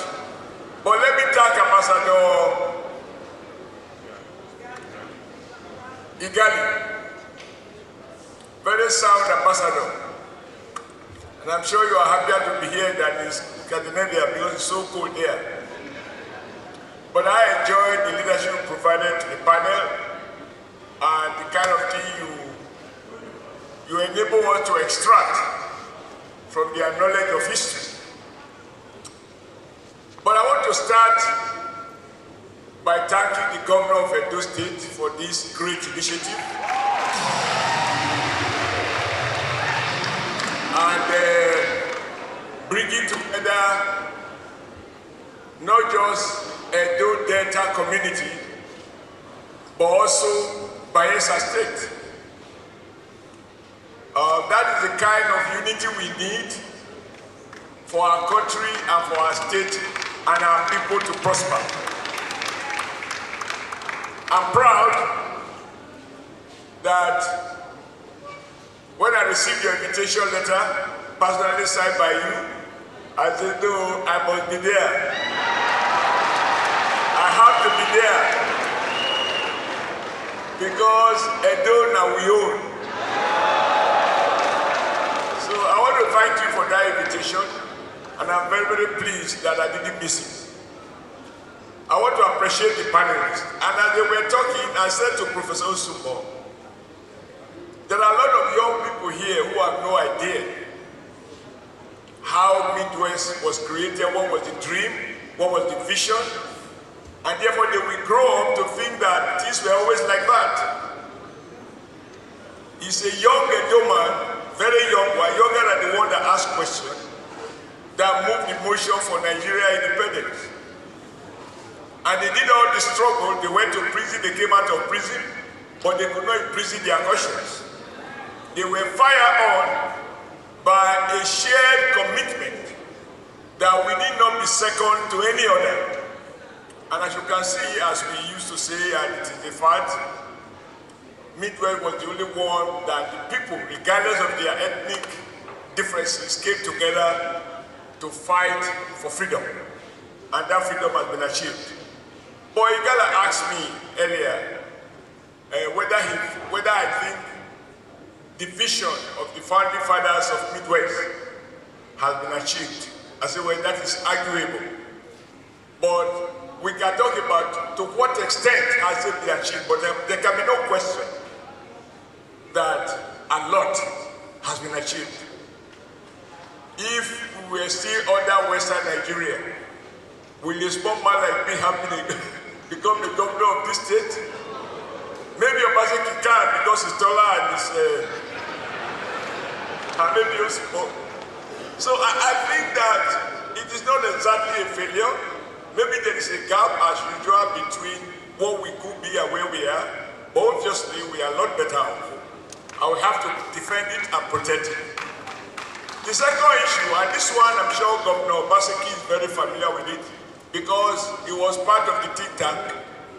We realized that we of the South-South, the creation of state is helpful in terms of opening up communities that otherwise would never have experienced governance. When I went to Bayelsa and I saw what is going on in Yenagoa, I went to Asaba, I saw what was going on in Asaba just 2-3 weeks ago, and I went to Port Harcourt, I saw what is going on in Port Harcourt. I wasn't able to get to Cross River, but I believe things are also happening there. It's clear that, but for the creation of states, what we have now in Akwa Ibom, all of those, I believe, are the result of creation of state. But however, as we continue to create more states, the units become smaller and the federal government simply become bigger. You now need to build consensus to have a voice loud enough for Abuja to hear, because it is far from here. And how much they hear and how they respond depend on the character of the individual who is pretending over Nigeria Incorporated. I think that we shouldn't lament. Forum like this is meant to remind young people where we are coming from and even of what our duty should be. So I want to thank you, my governor, for, even your choice of panelists, people who understand who can speak in a language that we ordinary people can understand. But Ambassador tried to put me in trouble. He took advantage of his relative height and both vertical and horizontal to ask me, knowing fully well that he didn't vote for me, because he was voting for another senator in Bayelsa, and he wanted me to now speak for everyone. But let me say that I'm very clear that nobody deserves the vote of the people. If once after the elections are over, you're going to forget the promise. Your Excellency, when I was campaigning, what I did say to people of Edo North was that I believe, even without consulting other candidates from Edo Central and Edo South, that this thing they call constituency project, that our own first constituency project should be to work together to ensure that traveling from here to Auchi, to Okene, to Kogi State is no longer what it is. And when I got to the Senate, the first thought there, I believe, I raised the motion that we shouldn't just be lamenting failure of federal rules. It is either federal government live up to its expectation. If it doesn't, then we can revisit the issue of allocation. I do agree, one of the things I observe, everybody speak in the manner that you have spoken until you get to Abuja. When you get to Abuja, it appears to me, am I now a federalist or a representative? I think there's some confusion. So, but I think deliver a goodwill message, not to be interrogated by an ambassador. And I just came to listen to learn, but above all to show solidarity to the governor of Edo State. So I won't abuse you are giving me 2 minutes. Very kind of you, because the governor hasn't gotten me private jet. I have to buy a ticket, and if the flight takes off, you will have to pay for my hotel bill or NEPA bill tonight. But let me appreciate our royal fathers, Kasikeli now studying on the podium here, and all the young men and women.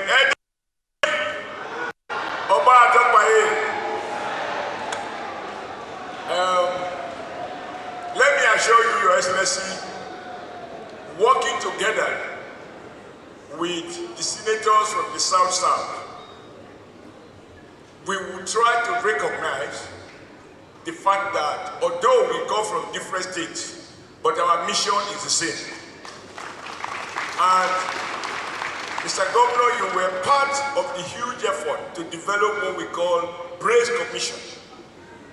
That if we have Northern Governors Forum, Southern Governors Forum, Western Governors Forum, Southern Governors Forum, what does it translate to? Cocktail parties in the evening and coffee parties in the morning. We agree that we have to try and build an economic bloc, taking advantage of our huge natural endowment. We work to some point, but like somebody said, that spirit of working across party line, which make it possible for NCNC and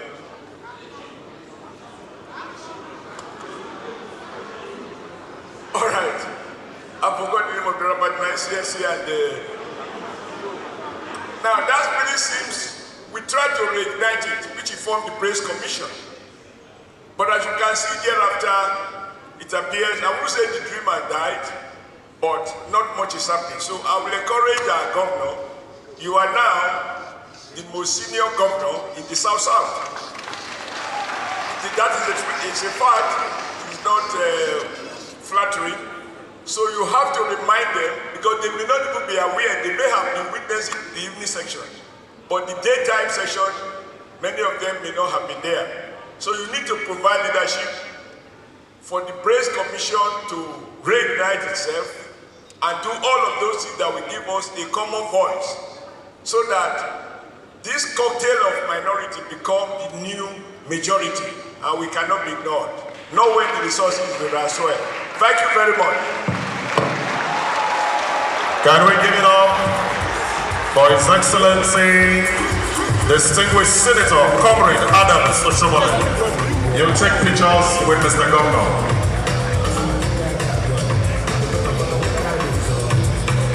Ladies and gentlemen, how wonderful it is when brothers dwell together in unity, and though with a metaphor. Thank you very much, DJ. May I next invite His Excellency, distinguished Senator, Professor Osereme Osumbo Esaonye. Can you put your hands together for the only professor that has been a senator and a governor both in Edo State?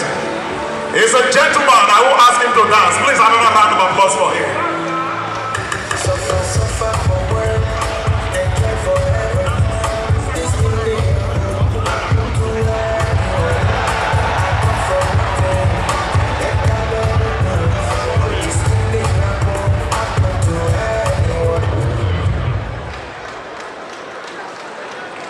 Your Excellency, the Governor of Edo State,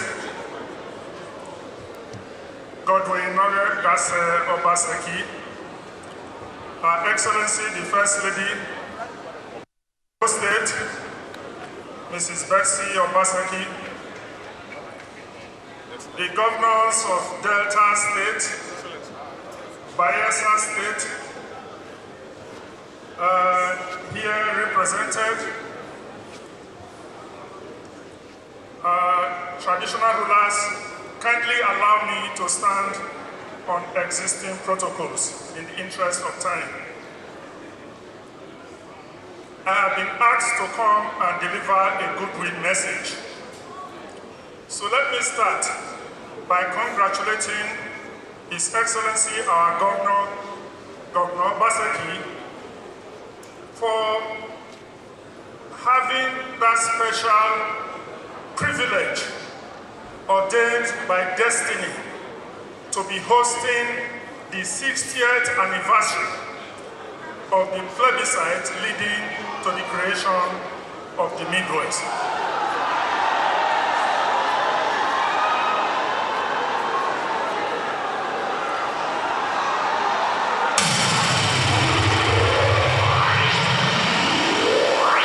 Also, the 32nd anniversary of the creation of Edo State. I congratulate the 3 states for the milestone that was achieved ago. Let me just mention a few points which I will want you to take away from this program. Points which have been mentioned, but I want to emphasize them. The first is that what happened 60 years ago, the creation of the Midwest by plebiscite or referendum, is the only one that has happened in the history of Nigeria. Northern region was the creation of the British. It's not the Nigerian people that created the North. Western region and Eastern region were also created by the British. Those regions were not created by Nigerians. It is only the Midwest that was through a democratic process by the people democratically. And since then, the other federating units that we have had, 12-state structure, 19-state structure, 30, 36, were all by military decrees. So we must constantly remind ourselves that we are the only democratically created region from which 2 states have now emerged. That plebiscite, I must say, was not 100%, and it was mentioned here, that only about 89% of the voters voted for freedom from Western Nigeria, Western region. More than 10% of the people wanted to remain in Western Nigeria. So that tells you that even when something good is coming to you, not everybody will agree with you that they want that something that is good. So you must be prepared at all times to be focused on your goal. Because when you succeed, the others will join and celebrate with you. And I'm sure those 10% people will be happy that Midwest was created at the time it was. The next point that I will make very quickly is that by January of 1966, there were 4 regions. The Northern region was broken into what is now 19 states. Western region was broken into 6 states. The former Eastern region is now broken into 9 states. But Western region remains only 2. Is that fair? So that is when you are talking of marginalization, that is also part of what we as minorities have suffered in Nigeria. There has been talk about restructuring, and I agree that we need restructuring, resource control, fiscal federalism, and what have you. But the resistance that we are experiencing is due to the fact that when people have become accustomed to enjoying advantages, they will fight to retain those advantages.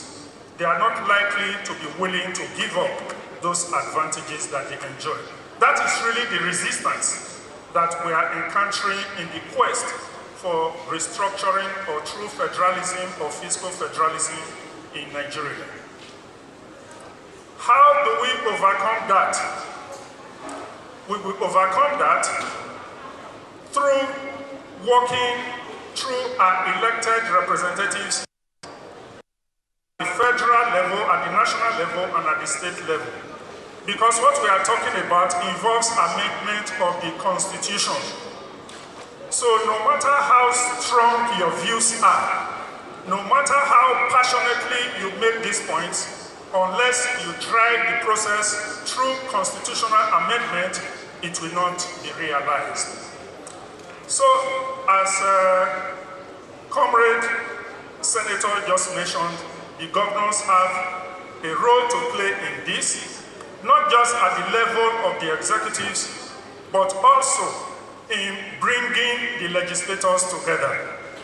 I want to urge the governors to relate from time to time with your members at the National Assembly, because those will be the first people that will help you to drive the process leading to the amendment of the Constitution.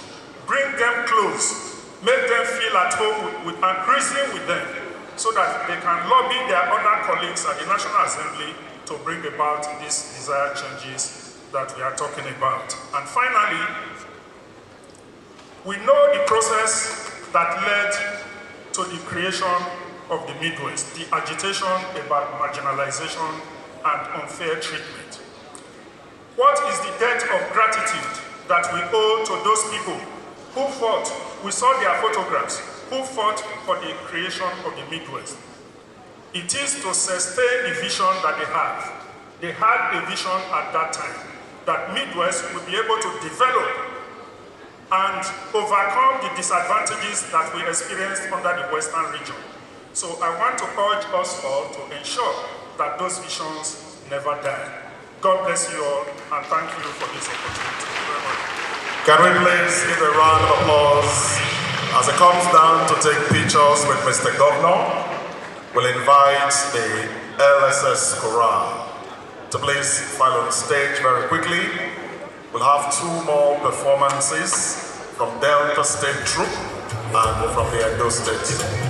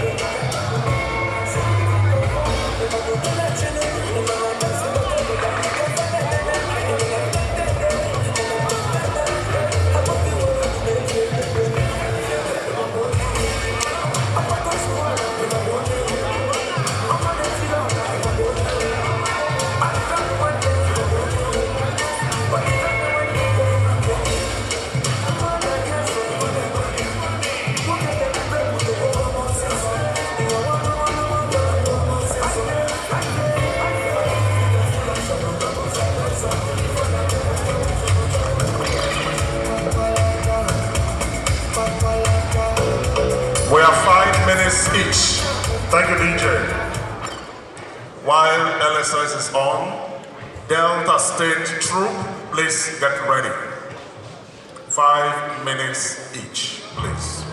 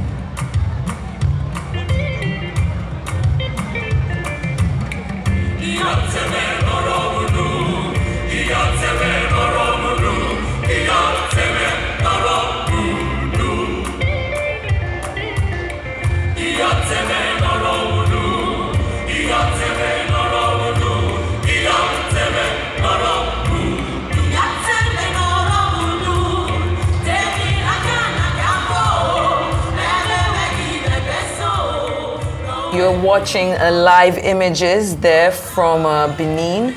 We're looking at a colloquium to celebrate the 60th anniversary of the Midwest Referendum hosted by Edo State Governor Mr. Godwin Obaseki.